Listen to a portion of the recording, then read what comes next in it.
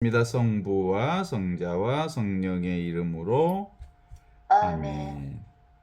바오로는 아테네에서 그들을 기다리는 동안 그 도시가 우상으로 가득 찬 것을 보고 격분하였다.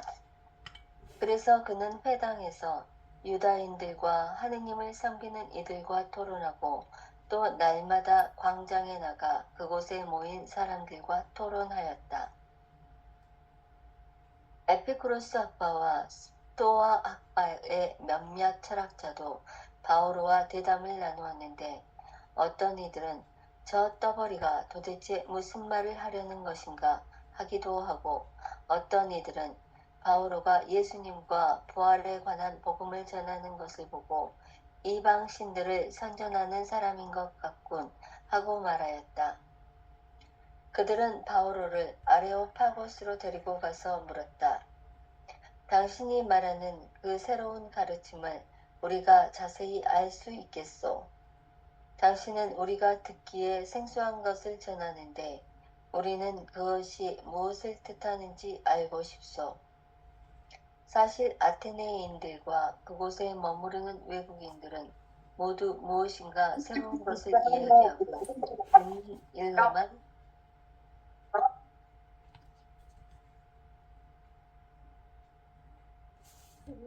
듣는 일로만 세월을 보내는 사람들이었다. 바오로는 아레오파고스 가운데에 서서 말하였다. 아테네 시민 여러분, 내가 보기에 여러분은 모든 면에서 대단한 종교심을 가지고 있습니다.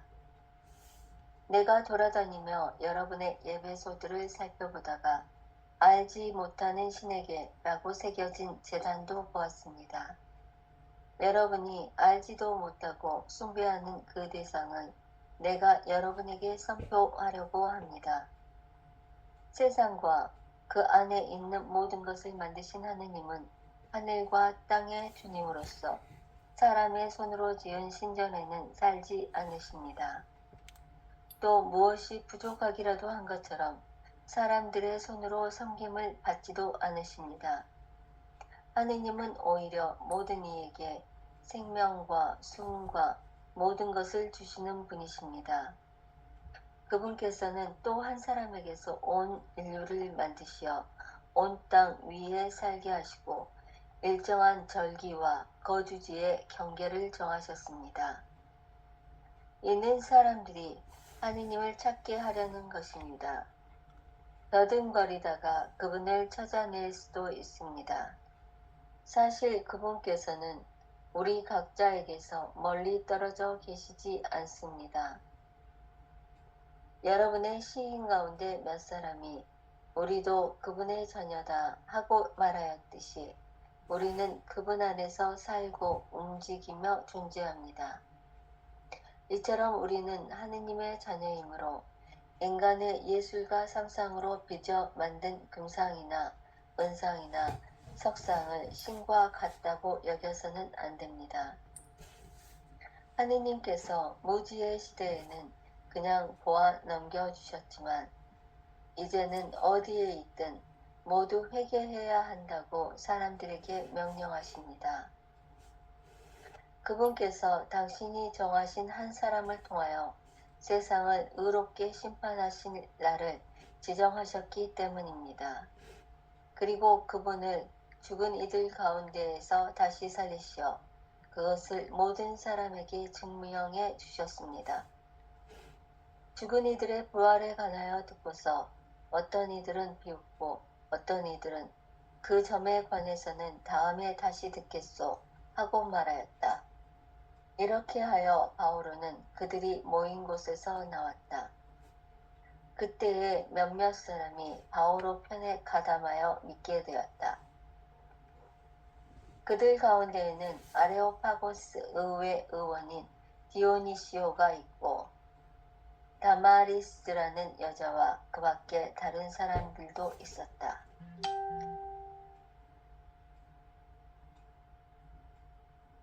네. 오늘 사도행전 오늘 나온 이 부분은 아주 유명한 얘기가 있죠. 가장 유명한 이거 많은 사람들이 다 알고 있는 유명한 얘기 중에 하나가 사도행전 어디에 나와?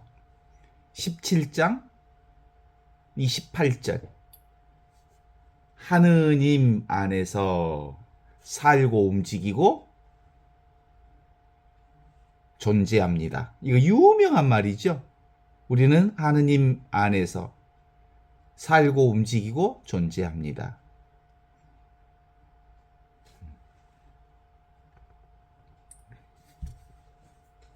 오늘 읽은 이 사도행전을 세 장면으로 요약하면 첫 번째 장면은 바오로가 아테네에 도착한 장면으로 되어 있습니다. 아테네는 철학의 도시이고 예술의 도시이고 그러면서도 우상을 섬기는 우상으로 가득 찬 이방 도시였죠. 이 이방 도시인 바오로가 아테네에 도착했고 그는 우상으로 가득 찬 아테네를 보면서 바오로는 마음이 아팠다라고 하는 점이 하나고요. 두 번째 장면으로는 그 바오로는 그 광장에서 아테네 광장에서 회당에서 아레오파스 파고스에서 참 하느님을 선포합니다. 여러분이 모르던 그분을 알려드리겠습니다. 거기 이제 그 이방 신전에 여러분이 우리가 모르는 신들을 위한 신전이 있었어. 아무도 모르는 신전이 있었어. 그게 뭐예요? 알 수 없는 신을 위한 그 신전이 있었다. 그게 사실은 알 수 없는 분이 누구예요? 야훼 하느님이지. 하느님 알 수 없는 분이지. 당대에 아테네에서 섬기고 있는 우상이라고 하는 건 뭐 인간들이 만든 신전들이잖아요. 아폴로 신으로부터 시작해갖고 온갖 신들이 있지만 거기에 한 신전에는 알 수 없는 신에게라고 하는 신전이 있었어요. 그 알 수 없는 신, 너희들이 알 수 없는 신을 섬기는구나. 그래. 그게 바로 하느님이다.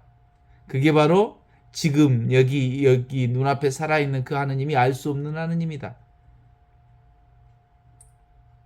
세 번째로는 어떤 이들은 비웃고 어떤 이들은 미루고 어떤 사람들은 마음을 열어 믿었더라. 백성들은 늘 어리석은 비웃고 있는 사람들, 그 다음에 미루고 있는 사람들, 그 다음에 열고 믿는 사람들. 이게 이제 유교의 사대부들이 진리를 들으면 크게 웃는 어리석은 놈들은 크게 웃는다. 진리의 얘기를 들으면 참 영원한 생명에 대한 얘기 들으면 말도 안 된다. 캐캐캐캐캐캐캐캐캐캐캐캐캐 아주 우스꽝스럽다고 난리법석을 핀다. 진리를 얘기하면. 그게 어떤 인간들이 그러는 거예요? 지 생각대로 사는 사람들, 욕심대로 사는 사람들, 물질대로 사는 사람들, 욕망대로 사는 사람들, 눈에 뵈는 것만 보며 사는 사람들에게는 눈에 뵈지 않는 진리는 1도 관심이 없잖아요. 돼지한테 진주가 뭐가 가치가 있겠어. 그러니까 낄낄거리고 웃지. 그죠? 어리석은 놈들한테 진리를 하느님을 얘기하면 웃는다. 그런데 보통 사람들에게 진리를 얘기하면 뭐라고 반응해? 아이고 맞기는 맞는디라잉. 그것이 그렇게 살기가 쉽다요. 그리고 긴가민가 한다. 말로는 맞는데 그게 살기가 싫다요. 그게 보통 사람들의 반응이에요. 진리를 듣고. 그러나 참으로 지혜로운 자는 진리를 듣는 순간 그것을 삶으로 살아간다. 이렇게 얘기하잖아요. 그런 흐름처럼 그 당대에 현존의 복음, 부활하신 그리스도를 사람들에게 전했을 때 사람들의 반응이 이런 세 가지 반응이 이렇더라. 이런 얘기를 하고 있죠. 다 똑같아 인간들이. 아테네 사람이나 동양 사람이나 중국 사람이나 진리를 대하는 방법이 다 똑같다. 맨날 눈에 뵈는 욕망으로 사는 사람들은 진리가 뭐 관심이나 있겠어? 그래서 제가 본 반응에 의하면 하느님 말씀을 사람들에게 얘기하면 정말 사실상 관심이 없어요. 사실상 거의 99.9%가 하느님의 말씀을 전하는 관심이 없어요. 지 관심 분야만 관심이 있지 진짜 진리에 대한 관심 거의 없어요. 그죠? 그래서 거의 진리를 깨닫는 건 벼락 맞는 확률보다 작다 그래. 거의 자기 생각대로 믿지. 자기 마음대로 믿지. 진정으로 자기를 내려놓고 나와 내 것은 전혀 없습니다. 오직 그분의 말씀을 온전히 성령 안에서 깨달아 안 사람들은 거의 드물다고 그러죠. 여러분도 살 만큼 사셨으니까 제대로 하느님을 깨달아 알고 사는 사람들 몇 있는지 봤어? 없어 거의. 전부 자기 생각. 그러니까 내 하느님 다르고 네 하느님 다르더라. 자, 그래서 첫 번째 일부로 들어가기 전에 우리가 시작 기도를 좀 이제 해볼까요? 성부와 성자와 성령의 이름으로 아멘. 살아계시는 주님, 오랜 세월 주님을 사랑해온 저희를 오늘 이 자리 지금 있고 여기 살아있고 이 순간 이와 같이 살아있는 이 하느님의 현존 자리에 저희를 다시 모아주시니 감사합니다. 젊었을 때는 열정으로 주님을 찾고 또 찾고 찾아다녔고 중년에는 삶의 무게에 지치고 그 무게를 지고 또 지고 무거운 짐을 지고 주님께 나갔으며 이제는 인생의 저녁을 걷는 지금 주님과 함께 이렇게 현존하며 사는 이 놀라운 축복을 받았음에 감사드립니다. 조용히 묻는 이 자리에 이르렀습니다. 주님 오늘도 내가 여기 있다 하고 응답해 주십시오. 우리 주 예수 그리스도를 통하여 비나이다.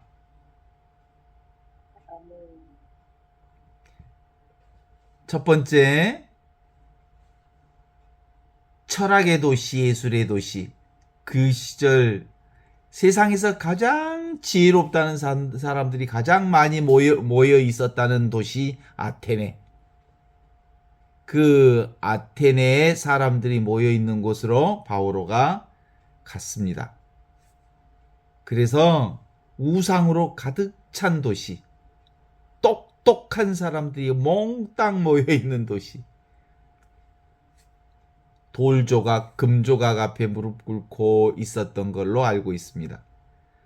바오로는 그 도시가 우상으로 가득 찬 것을 보고 격분했다라고 기록하고 있습니다. 여기서 격분은 성질을 낸 화가 아니고 분노했다, 의분이라고 할 수 있죠. 참 하느님을 아는 사람이 느끼는 거룩한 안타까움, 그런 거라고 말할 수 있겠어요? 그죠? 예언자 에레미야가 흘리던 그 눈물, 예수님이 예루살렘을 보면서 그 눈물을 흘렸던 그 눈물의 마음, 그 마음을 바오로 사도도 아테네를 보면서 정말 마음이 아팠다, 이렇게 얘기를 하는 거예요. 어때? 우리 젊은 시절 그동안 살아오면서 우상이 눈에 잘 보였죠? 돈 따라다녔죠? 멋있는 거 따라다녔죠? 어디서 영험하다 그러면 거기 쫓아다녔지요. 나주 성모상 병 고친다네 그러면 막 사람들이 우글우글 하지요. 그래. 그런데 오래 살수록 알게 됐죠. 진짜 우상은 눈에 잘 안 보이는 곳에 있는겨. 옛날 우상은 돌조각, 금조각, 나무조각, 신전, 제단으로 꾸며졌지만 오늘의 우상은 뭘까요? 돈, 명예, 자식 성공, 내 건강, 내 체면 이런 것들이 다 우상이지. 안 그렇습니까? 눈에 보이는 것, 대상 경계를 붙잡는 걸 우상을 붙잡았다 그러는 거죠.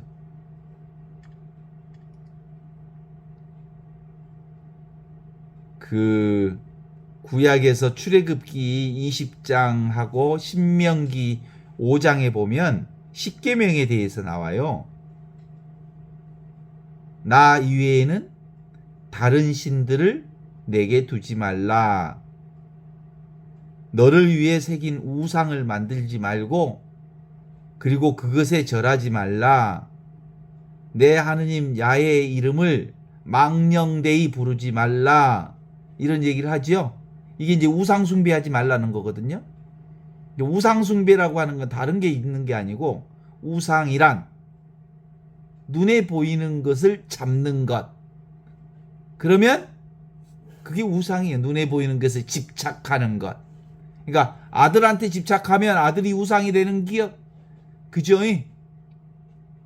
남편한테 집착하면 남편이 우상이 되는 겨.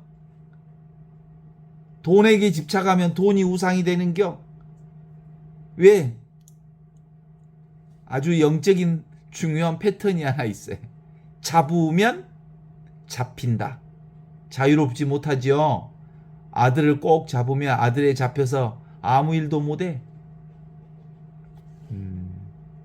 우리 어머니가 계셨는데 우리 어머니는 큰아들을 그렇게 귀하게 여겼어. 그래서 맨날 큰아들밖에 없어. 큰아들. 그러다가 이제 연세 드셔서 보니까 큰아들 조심하니라고, 큰아들 눈치 보니라고, 큰아들 속 안 상하게 하려고 말도 못하고 그랬더라니까. 그래. 우상이 뭐라고요? 집착. 눈에 보이는 것에 집착하는 게 우상이야. 돈에 집착하면 돈이 우상이 되는 거고, 응? 저기 볼펜에 집착하면 볼펜이 우상이 되는 거고, 책에 집착하면 책이 우상이 되는 거고, 눈에 보이는 것을 집착하는 게 우상. 그러니까 아무것도 그 무엇에도 집착하지 말라 그런 거죠. 나 위에는 다른 신을 내게 두지 말라. 어떤 것에도 집착하지 말라. 너를 위해 새긴 우상을 만들지 말고 그것에 절하지 말라. 내 하느님 야훼의 이름을 헛되이 부르지 말라. 그것도 다 이름을 붙인다는 건 뭐예요?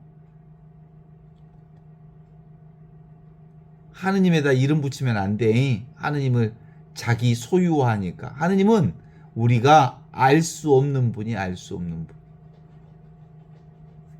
그래서 안식일을 거룩하게 지내라. 이걸 요즘에 이제 정확하게 알겠어. 안식일이 뭐야?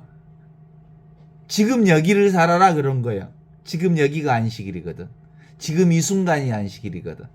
지금 이 순간에 정확하게 오면 마음이 편안합니다, 사실. 지금을 사는 사람은 허둥지둥하지 않습니다. 지금 이 순간을 사는 사람은 아주 여유롭습니다. 지금 이 순간 사는 사람들은 아무 문제가 없어져 버립니다. 왜냐하면 그리스도를 통해서 그리스도 안에서 모든 문제가 다 녹여져 버립니다. 실제로 지금 여기서 보면 다 뭐예요? 꿈으로 보이고 환상으로 보이고 그림자로 보이고 다 지나갈 것으로 보이거든요. 그동안 내가 마음속으로 환쟁이 역할하면서 살았잖아요. 마음속에서 온갖 그림을 그리고 살았잖아요. 우리 권 바오로 선생님은 캠퍼스에다가 또 예술 작품을 많이 그리셨지만 보통 사람들은 예? 온갖 생각을 그리고 돌아다녔으니까 그게 환쟁이들이지. 그런데 좋은 그림을 그리면 예술가적 수준을 가지고 있다고 볼 수도 있겠죠. 아테네가 그랬답니다. 아테네가. 내 마음에 하느님보다 더 크게 자리 잡은 것이 혹시 있어? 하느님은 하느님 잡을 수 없잖아요. 하느님 잡을 수 없어. 그런데 하느님 잡을 수 없으니까 뭘 잡어? 세상 것을 막 잡어. 그러니까 세상 것이 우상이 되는 거지. 눈에 뵈는 것. 너는 눈에 뵈는 게 없냐? 옛날 어른들 그러잖아. 눈에 뵈는 것도 없냐 너는? 그 세상 사람들이 늘 눈에 뵈는 것만 찾고 돌아다녔으니까 그렇지. 광장으로 나간 바오로는 격분했습니다. 회당에서 유대인들과 토론을 했고 광장에서는 지나가는 사람들과 대화했고 마침내 아레오파고스 한복판까지 갔습니다. 아레오파고스는 아테네에서 가장 지혜롭다는 사람들이 모여 재판하고 토론하는 곳이었습니다. 그 자리에서 한 사람이 서 있었습니다. 세상에 가장 지혜롭다는 사람들 앞에 한 사람의 사도가 두려움 없이 섰습니다. 참 믿음은 도피가 아니라 만남입니다. 오랜 신앙 생활에서 믿음이 가장 잘한 순간은 언제냐면 되게 피하지 않고 마주 대할 때 그때입니다. 그 다른 말로 얘기하면 뭐예요? 우리의 신앙의 최고조는 어디에 있어? 현존할 때, 지금을 살 때 우리의 신앙의 최고조를 경험할 수 있습니다. 어때? 맞습니까? 그래, 2부로 들어가면 바오로가 발견한 하나의 재단을 발견했어요. 바오로가 아테네를 둘러보다가 아주 흥미로운 재단 하나를 발견했거든요. 거기에 이렇게 써져 있습니다. 알지 못하는 신들에게. 오메 왜 이런 재단이 있었을까? 왜 이런 재단을 세웠을까? 아테네 사람들은 신을 아주 많이 만들었는데 그래도 마음이 편치 않아서 혹시 우리가 모르는 신이 또 있을까 싶어서 알지 못하는 신에게 하는 말을 썼습니다. 그런데 이 알지 못하는 신이 뭐예요? 야훼 하느님이요. 자기들이 써놓고 보니까 진짜 하느님한테 제단을 세우고 경배하게 됐네. 참으로 정직한 인간의 초상. 이 제단은 사람의 마음이 바로 우리의 제단입니다. 아무리 많은 것을 채워줘도 여전히 남는 빈자리가 사람 안에 있다는 것이 자기들 안에서도 증명이 된 거죠. 알지 못하는 신에게 지혜는 채워도 남는 갈증입니다. 재물을 채워도 남는 불안, 명예를 채워도 남는 허부, 관계를 채워도 남는 괴로움. 그래서 주님, 당신께서 당신을 향하도록 지으셨기에 저희의 마음이 당신 안에 쉬기까지 평온을 얻지 못하나이다. 이게 누가 한 말인지 알죠? 성 아우구스티노. 주님을 만나기 전까진 우리는 불안할 수밖에 없다. 왜?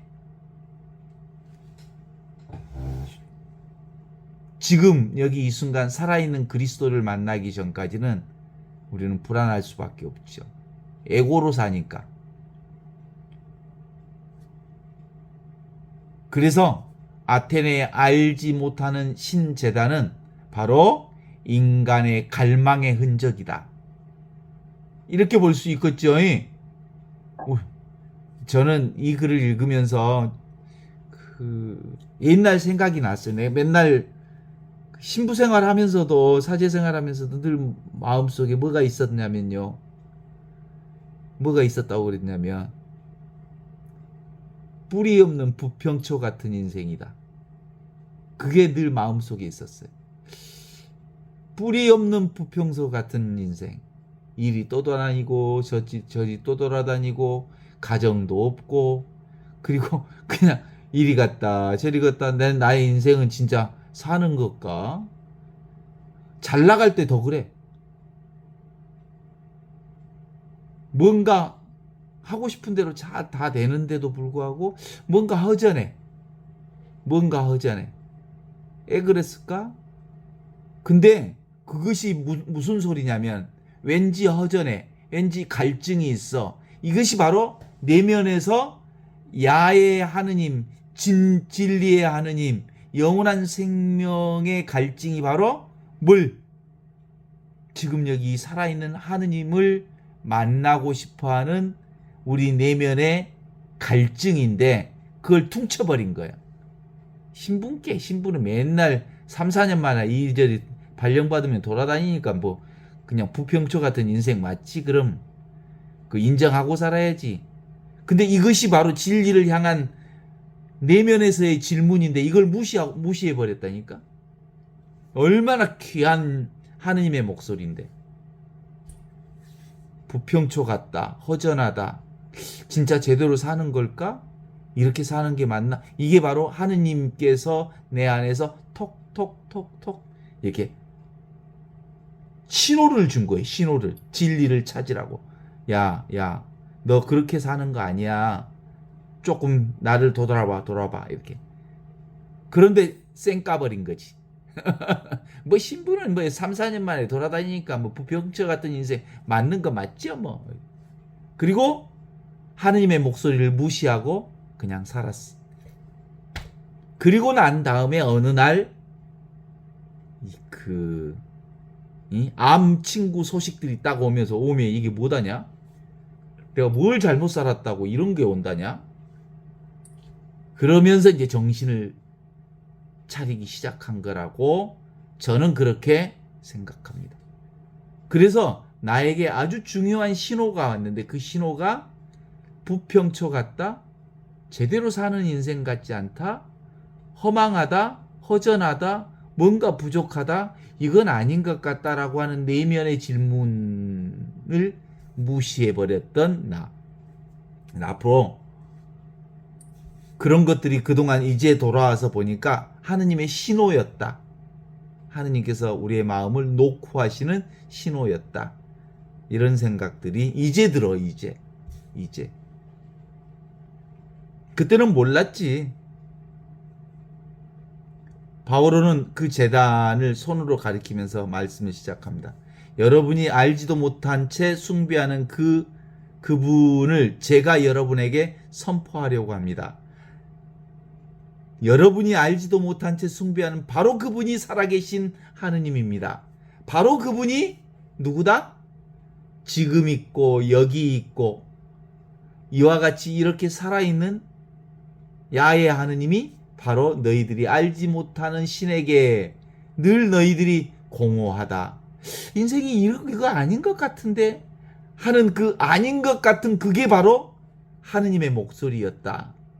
이렇게 얘기하는 거예요. 기가 막히지 않습니까? 여러분들도 살면서 공허한 느낌들이 있죠? 그게 바로 하느님이 우리를 부르시는 신호였다고요.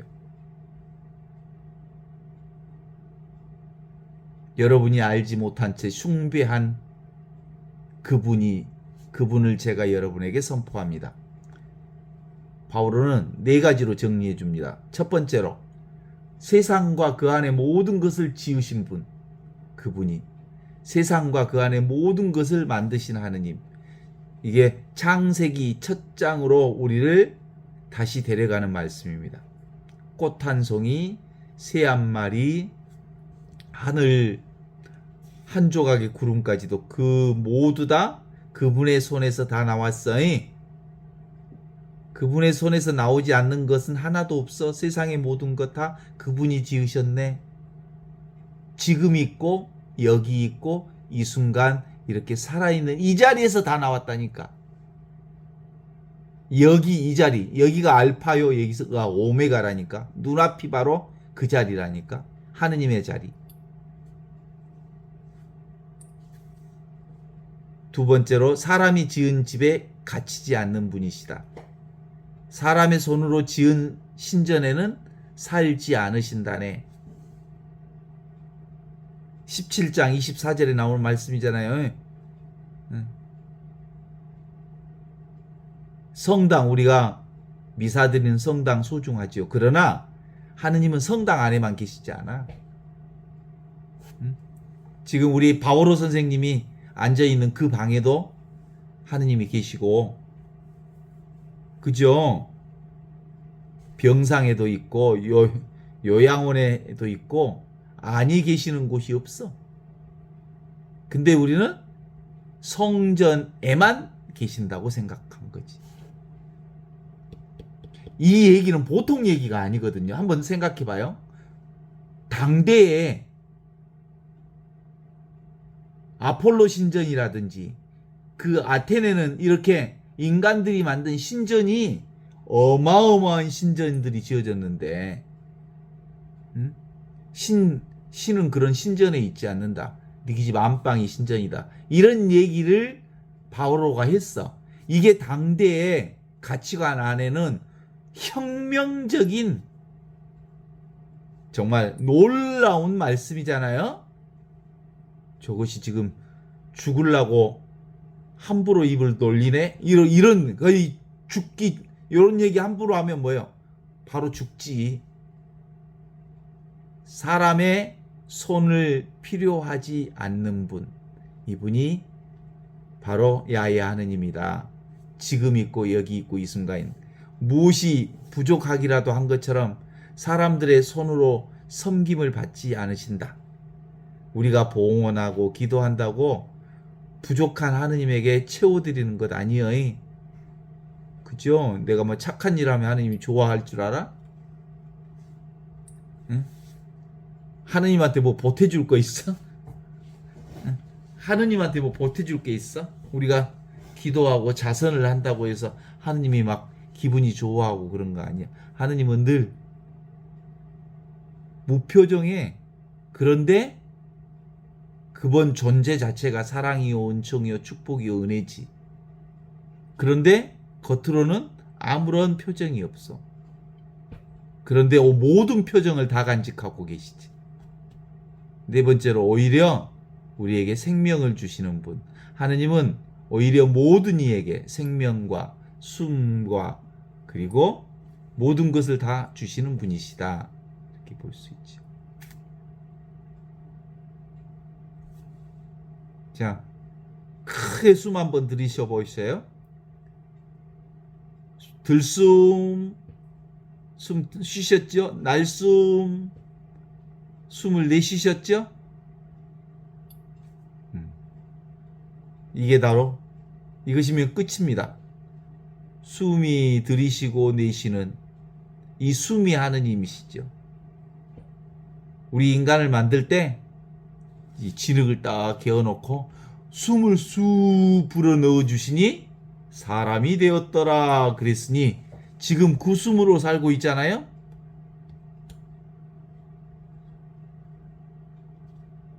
이 숨 한 번의 의미가 뭐예요? 이 숨 어디에서 왔어? 이 숨이 내가 만든 겁니까? 내가 애써 얻은 겁니까? 지금 이 순간 하느님께서 저에게 주고 계신 선물, 이게 살아있음.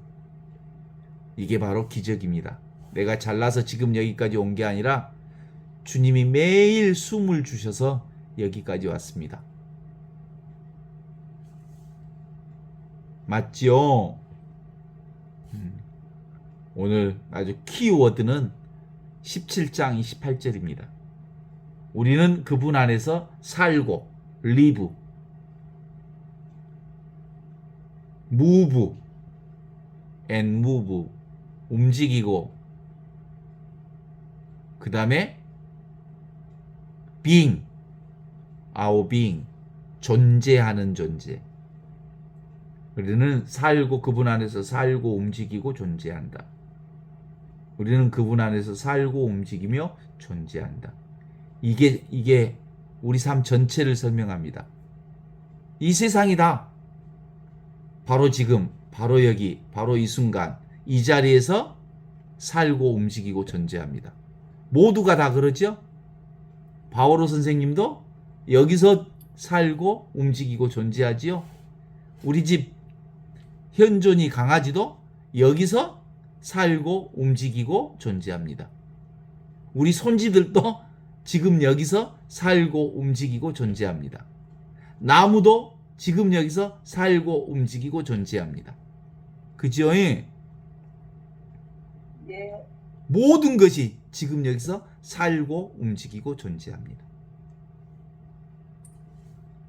바오로는 그리스 시인의 말까지 인용하면서 하느님과 우리의 관계를 그림처럼 보여줍니다.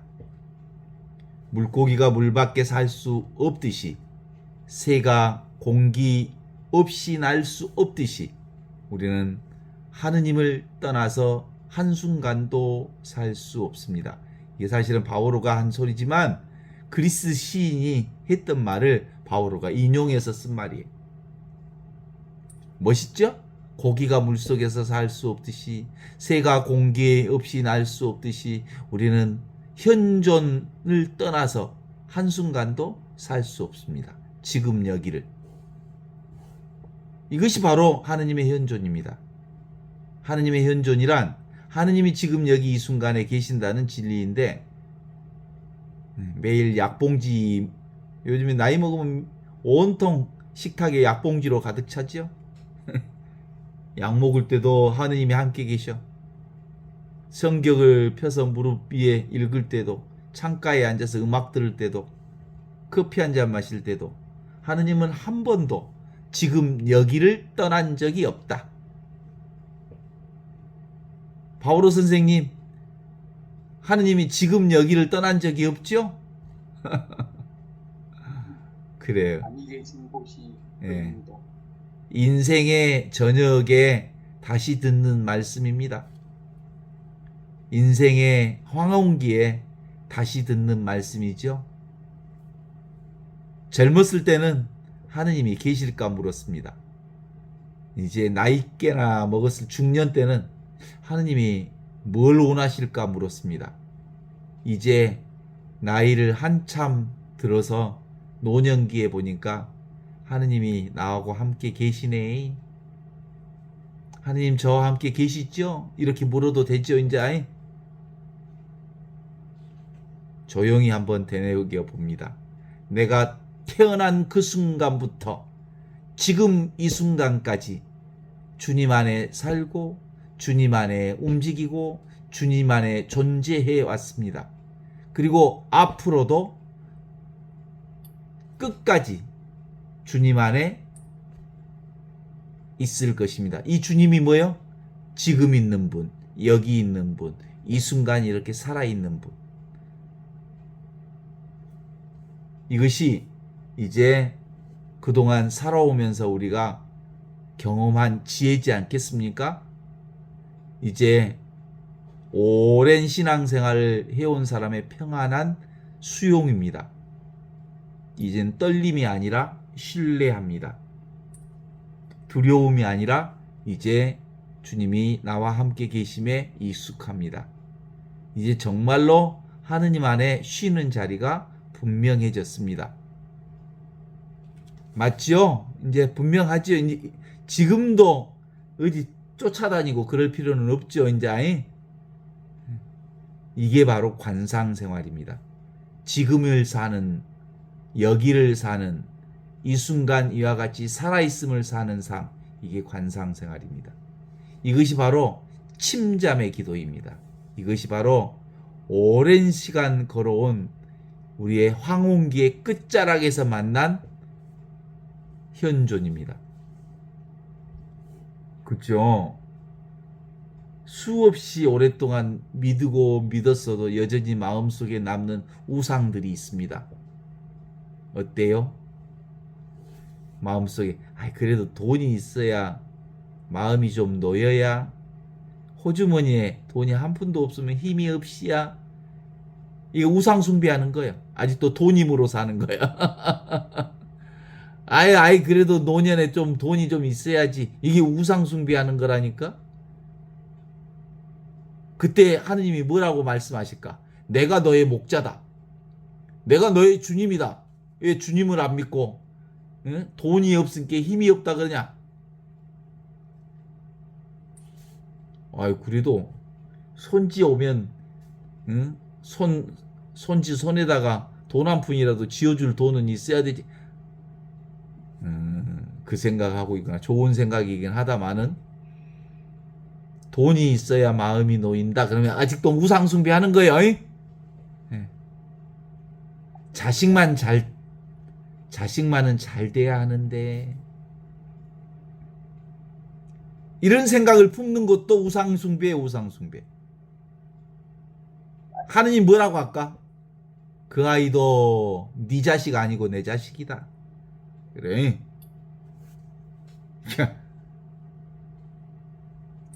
응? 손지들 내 자식 같이 보이죠?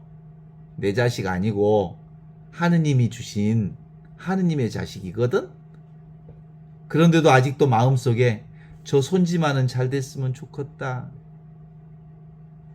내 자식이니까 걱정하지 말고 내가 잘 키울 테니까 니나 잘해. 그렇지. 그죠? 예. 손지 잘 돼야 되겠다. 이것도 우상이라는 게 조금 마음에 걸리요? 또 하나, 이제 나이 들어서, 나이 먹으면 몸이 아플까 두려워라. 그것도 우상이요. 나이 먹으면 몸이 아픈 게 너무 당연하지. 70년 80년 써먹은 차가 여기 고장나고 저기 고장나는 거 너무 당연하지. 앞으로 병원 더 자주 갈 건데? 그죠? 이때 뭐라고 하느님 말씀하실까? 항상 내가 너와 함께 있다. 그러시겠지. 나이 먹으면요, 고독사 할까봐 두려워라. 혼자 남아서 혼자 쓸쓸하게 죽을까. 이것도 우상이요. 그때 뭐라고 하느님이?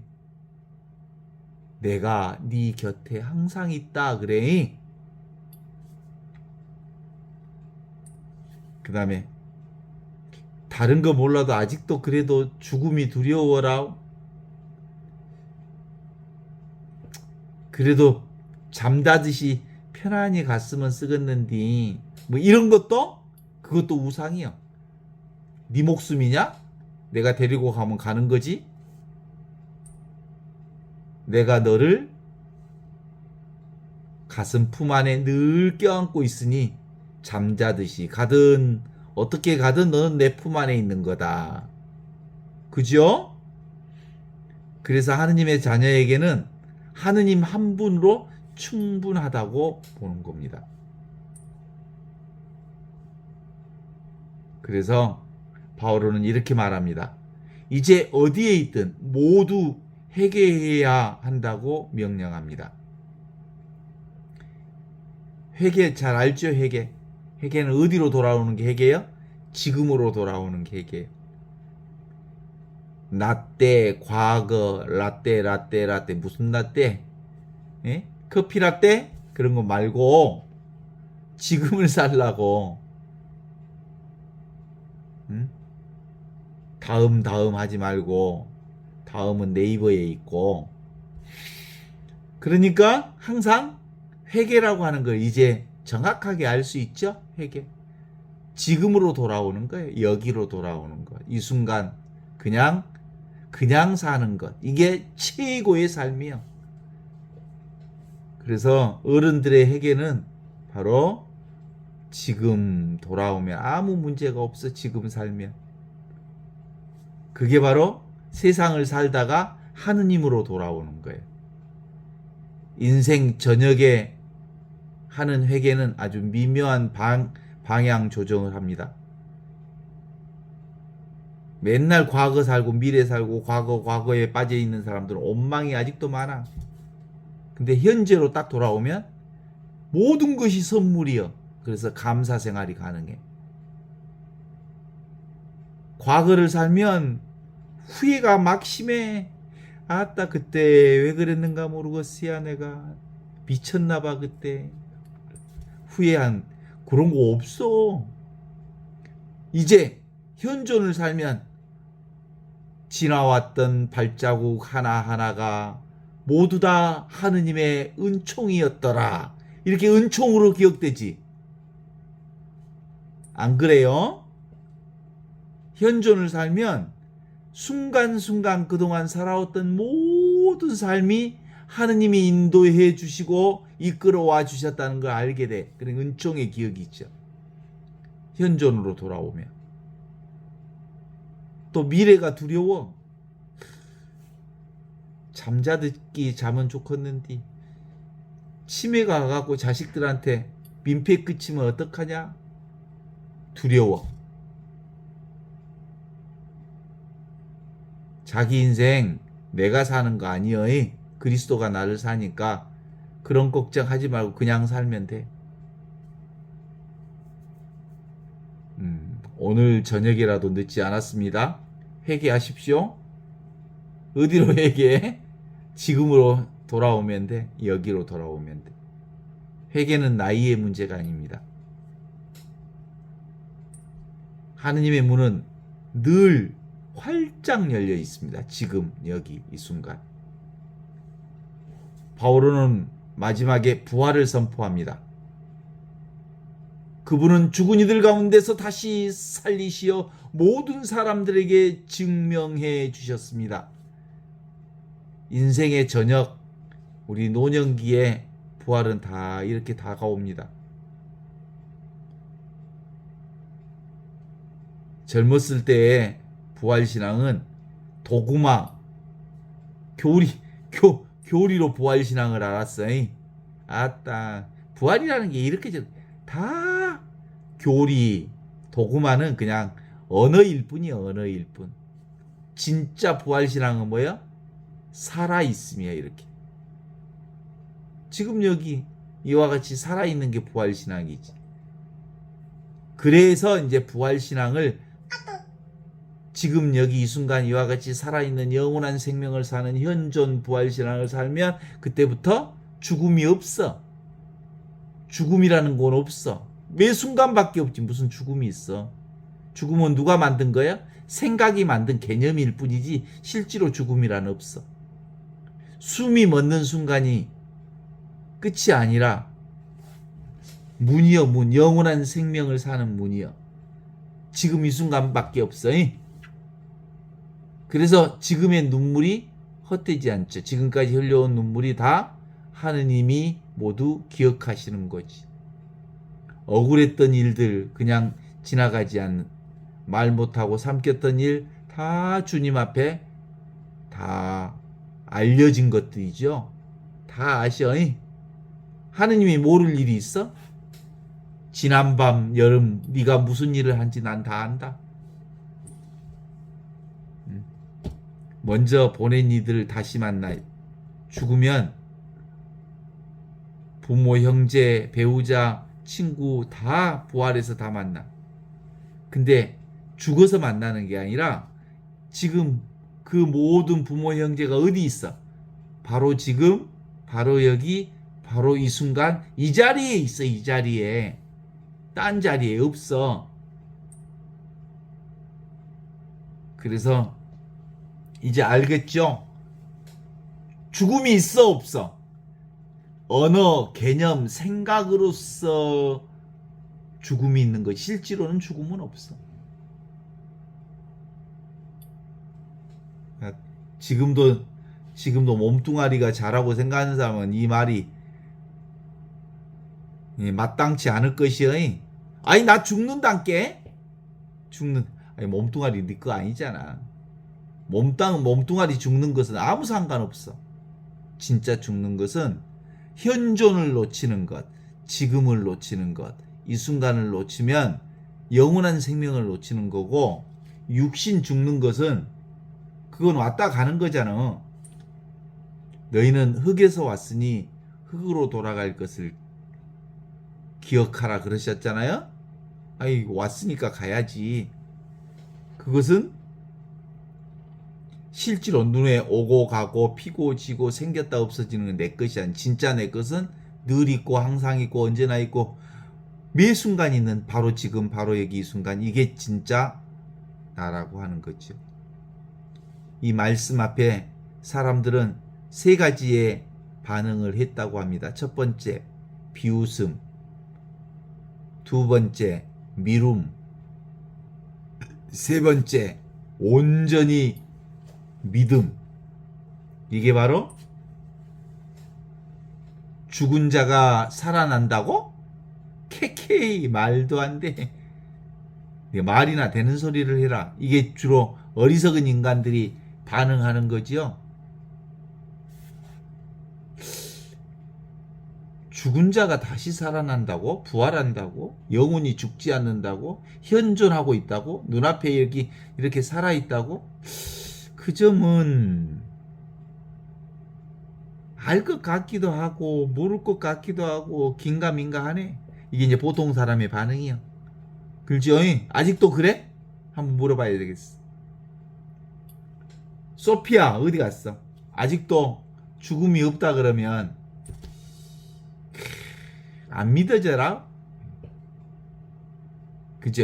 육신이 자기라고 생각하니까. 그러면 온전한 현존신앙, 온전한 부활신앙, 온전히 진리를 사는 것, 부활이라고 하는 건 영원한 생명을 지금 사는 것을 부활이라고 그러는데, 죽지 않는 생명을 살고 있을 거예요. 그 죽지 않는 생명이 어디냐면 눈앞에 있어. 눈앞에. 바로 지금 바로 여기 이 순간. 의외로 모든 사람들은 다 어디 쪽에 속하냐면 비웃거나 보통 사람들처럼 긴가민가해. 확실하게 죽음이 없다는 것을 믿어야 부활신앙을, 현존신앙을 제대로 살 수 있는 거죠. 믿어지요. 그게 뭐 믿어진다고 말을 해서 되는 게 아니고, 성령께서 우리 꼭지를 돌려줘야 믿음이 온다고. 다음 하다가 때를 놓치지. 다음이라는 말이 얼마나 위험한지 알지요? 예. 디오니시오와 그리고 다마리스, 아레오파고스 원 디오니시오와 다마리아스 여인은 그날 마음을 열었습니다. 숫자로는 초라합니다. 그러나 하느님은 한 사람의 진심 어린 마음이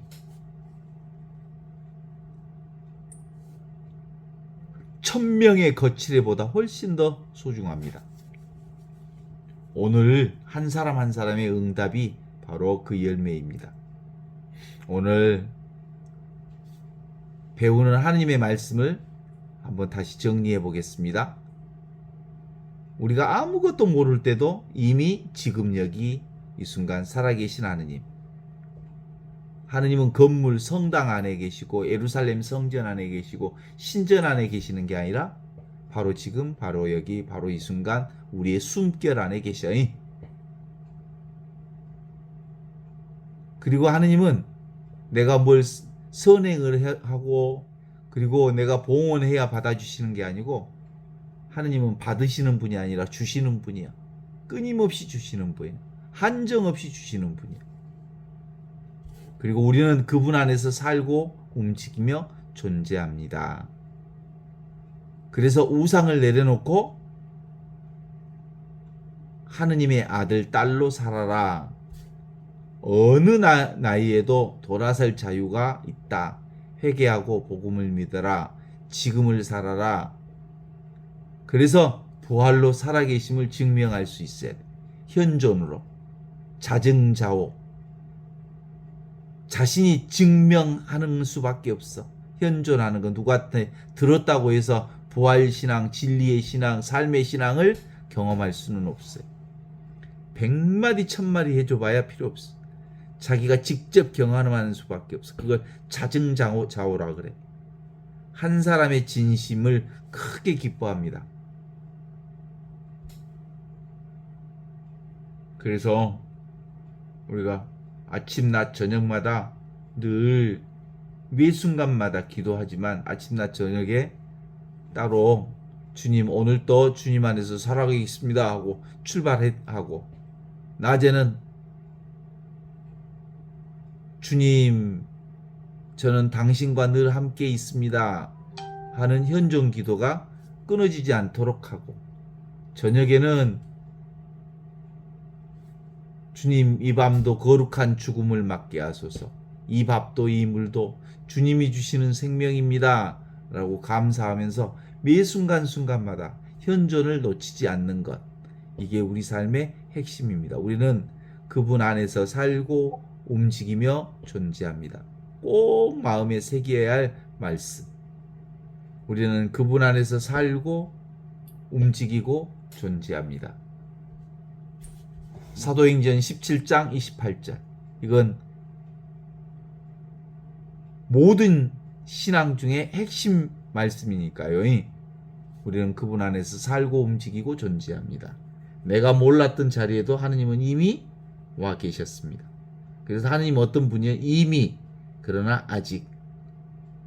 하느님은 이미 우리와 함께 계신데 아직 우리가 우리의 과거 업습 때문에 이미 계신 하느님을 아직도 온전하게 깨닫지 못하는 경우들이 대다수지요. 인생의 저녁은 어둠이 아니라 새아침의 문턱이다. 이렇게 보면 어쩔까요? 기가 막히게 좋지 않겠어요? 새아침의 문턱이다.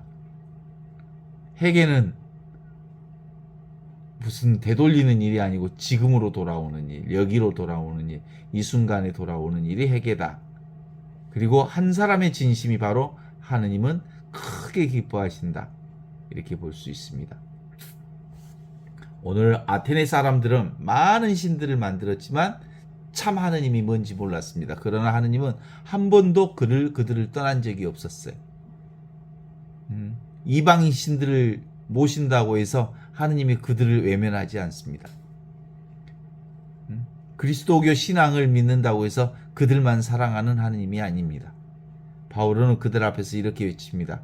여러분이 알지도 못한 채 찾고 있던 그분이, 바로 그분이 지금 여러분 곁에 있습니다.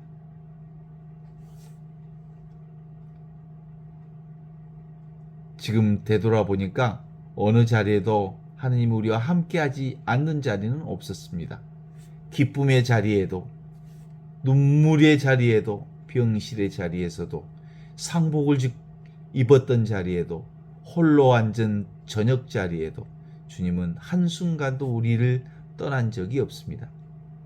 주님, 저도 오늘 다시 마음을 열어 주님 당신 안에 살고 당신 안에서 움직이고 당신 안에 있겠습니다. 우리의 핵심 기도가 바로 그거예요. 살아계신 하느님, 오랜 세월 주님을 사랑해온 저희를 오늘 또 이 자리에서 불러주시니 감사합니다. 이제 알겠습니다. 아테네의 그 알지 못한 신이 아니라 저희가 이미 오래 알아온 그분, 저희가 오랫동안 사랑해온 그분이 바로 그 하느님이심을 알겠습니다. 주님, 저희가 걸어온 모든 길에서 주님은 한 번도 저희를 떠나지 않으셨습니다. 지금 이 저녁 자리에도 주님, 저희와 함께 하소서.